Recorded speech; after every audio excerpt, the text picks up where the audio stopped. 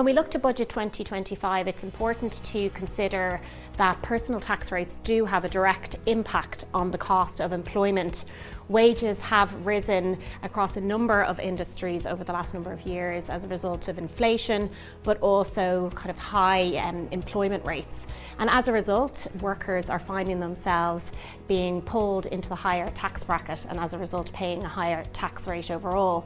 And what this really means is that employers are feeling the pinch of having to pay higher wages, but the workers aren't necessarily seeing the benefits in real terms in their take-home pay as a result of the higher taxes that they're paying. We would be looking for a number of measures to reduce the cost of employment. Firstly, currently individuals will pay tax at the higher 40% tax rate at income levels that remain below the average wage.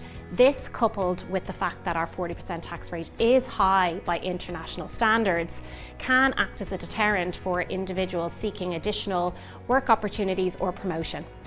Secondly, we would like to see a cap on the income level that is subject to PRSI being introduced. So that would be a 75,000 cap for employee PRSI with a €100,000 cap for employer PRSI.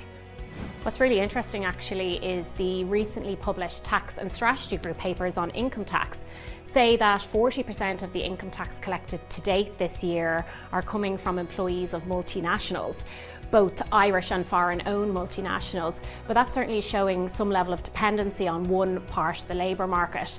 And if nothing else, is showing how important it is that we remain competitive in terms of attracting key talent.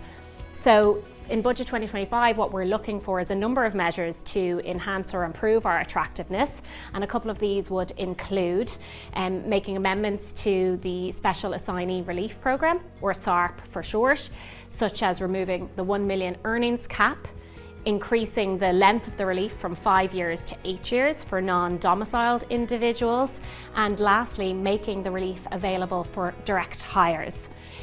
Secondly then, we'd also be looking for certain amendments and simplification to the taxation of share-based remuneration. When we look forward to promoting employment, I think a certain focus is required on SMEs. SMEs can struggle to compete for talent with larger organisations, particularly when it comes to the type of incentive arrangements that they can offer. The Key Employee Engagement Programme, or KEEP for short, was introduced to help SMEs attract talent and compete in a highly competitive labour market.